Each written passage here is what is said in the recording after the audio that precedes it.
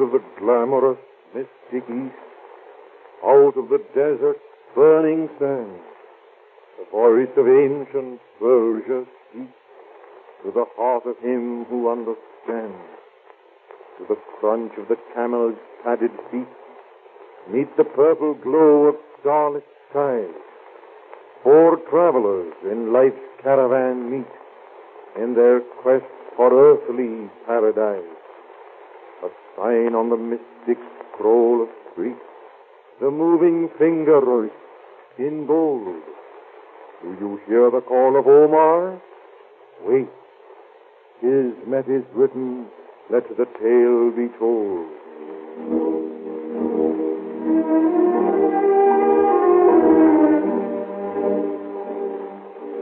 Omar, the wizard of Persia.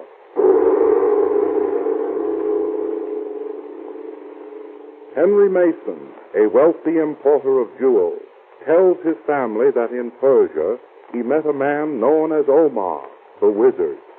Omar tells Mason that the misfortunes which have befallen his family are due to an emerald they possess. The emerald must be restored to its original owner, and Mason agrees to take up the search. Omar gives Mason a mystic scroll and tells the American he will be warned or encouraged by means of mystic bells, the meaning of which will be found in the scroll. A mysterious person attempts to steal the scroll. At the close of the last episode, the mystic bells ring out the message, "The watchful shall not sleep tonight." Martha, I do wish you'd go to bed. You need sleep, dear. Sleep.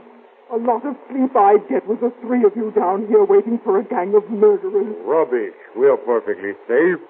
Doors and windows are all locked, and we're armed. Go ahead, dear. You're worn out.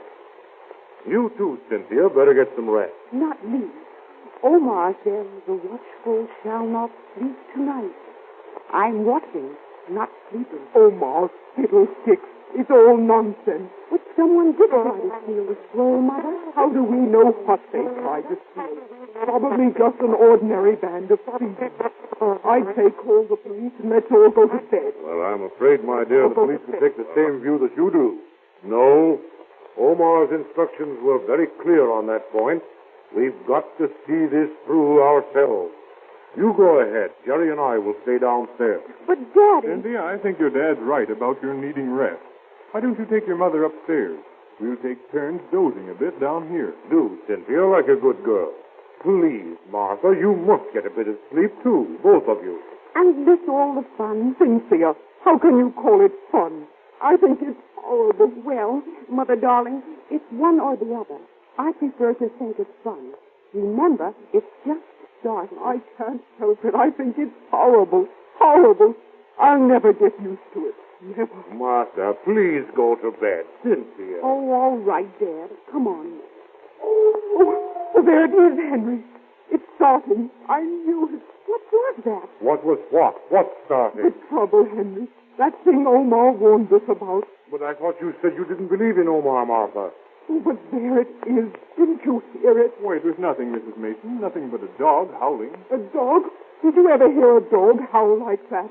It's a wolf or something. Now, Martha, who ever heard of a wolf in Chicago? Please, dear, go to bed. This is getting on your nerves. Well, why wouldn't it?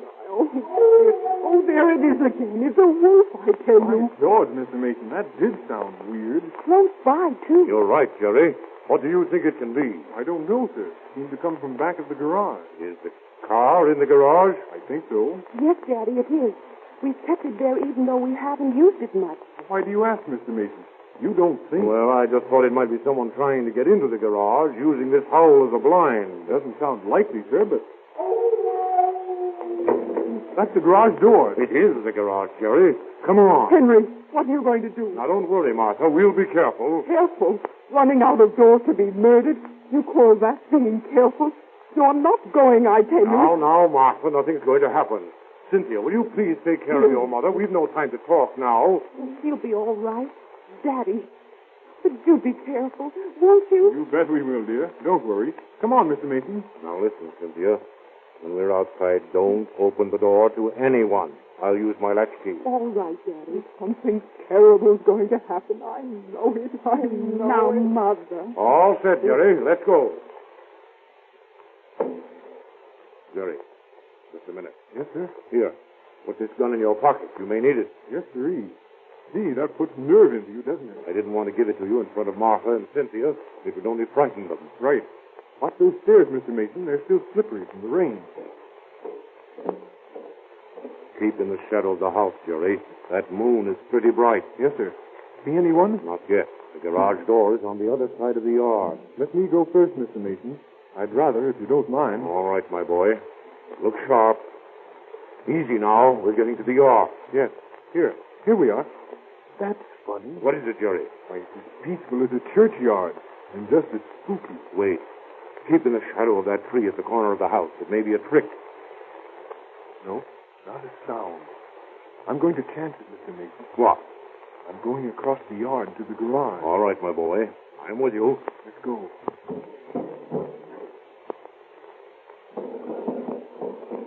It's locked. Got your key, Mr. Mason? It's on this ring, Jerry. Here. By Jove, sir. Look. What is it, Jerry? With this lock.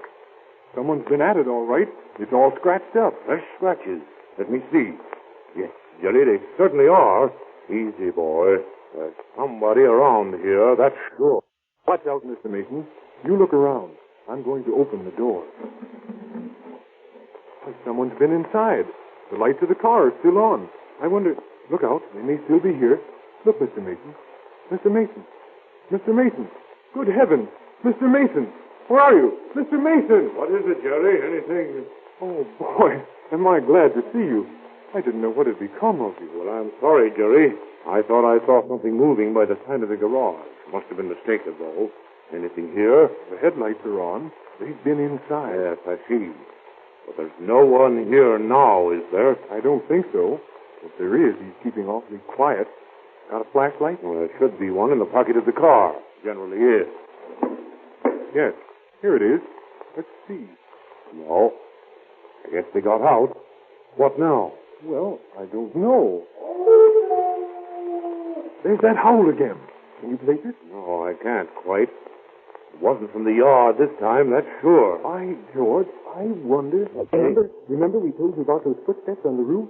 Jerry, it could be at that. Let's get back to the house. Might be risky business, Mr. Mason, going up there in the dark.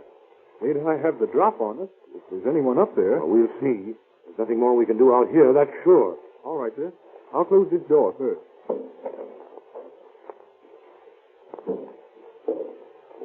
Clouding up. Starting to rain again. They sure picked a creepy night to start this rampage. Look out! What's the matter, Jerry? Something shot out of that tree. It seems to be coming straight at you. There it is, Jerry. Circling back into the tree. A bird. As though we didn't have enough scary things happening tonight. Great Scott. Look there. Where? What is it now? There, climbing up the wall. Near the front of the house. What on earth? Jerry, what is it? It looks like a man, and yet... But it couldn't be a man. Unless it's a hunchback. No. By George, it's some kind of an animal. I can see the fur. I'm going to take a shot at that. Easy, Jerry. There he goes onto the roof. Don't know whether I hit him or not. That's Cynthia. Come on, Mr. Mason. Right with you, Jerry. Here, I've got the keys. Cynthia, where are you? Henry, Gerald. Oh, Henry. Oh, Jerry. Daddy. That man. What man? Did anyone come in here? No. I saw the face at the window. The same face as before. Then I heard the shot. Oh, Daddy. What happened? Henry, are you hurt? No, dear. We're all right. Jerry saw something climbing up on the roof and took a shot at it. On the roof? Maybe it was the same man. Oh, no. It couldn't have been. It wasn't a man. It was an animal. An animal? Oh, dear, if I ever live through this night, I never want to see this house again. But, Jerry, what kind of an animal? I don't know, dear. I couldn't get a good look at it in the dark. Cynthia, where was this man that you saw? Right there, Dad, at the front window. His face was flattened against the window just as it was upstairs before. Then we heard the shot, and he disappeared. Shall I take a look, Mr. Mason? Not just now, Jerry. I'm thinking about that animal. The one on the roof? Right. Oh, but what would it be doing up there? That's just what I'm going to find out. Henry, you're not. I certainly am. Whatever is on the roof is coming down in a hurry. I'll see to that. Come along, Jerry. Try and stop me. Let's... Why, Mr. Mason, what's the matter? Henry! Where's Daddy? Let me sit down. It's Omar. The call. The call of Omar. It's a trance, Mother. The hypnotic trance Daddy told us about. Yes, he's speaking to Omar.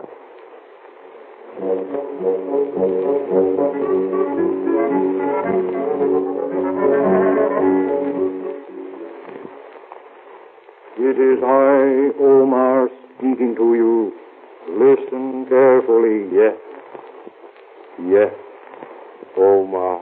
Remember that a long journey lies before you. A long and hard road that you must travel. I am deeply concerned, Omar. Not for myself, but for Martha and Cynthia. They are not used to danger. Is there no other way? There is no other way. Therefore, do not make the journey longer by seeking out bypass. I do not understand. What bypass do you mean?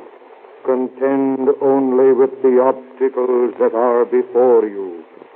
Give no thought to those which lie far ahead, nor those to the left, nor to the right. But we are in danger, Omar. What must we do now? Save your strength. The bells of Omar will counsel you. They will counsel you. I can say no more. No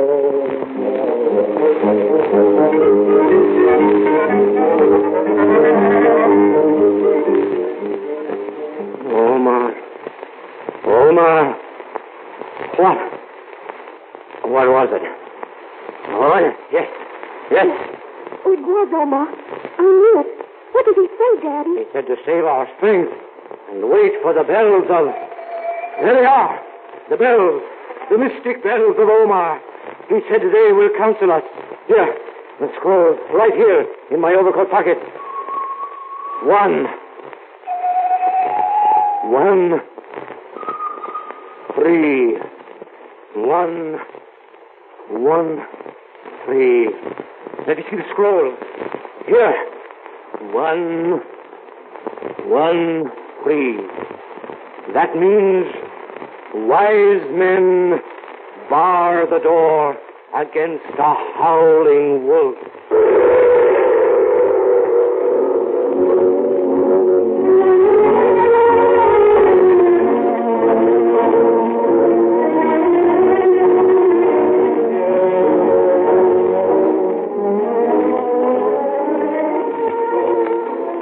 Who or what was the howling wolf? Don't fail to hear the next episode of this thrilling story.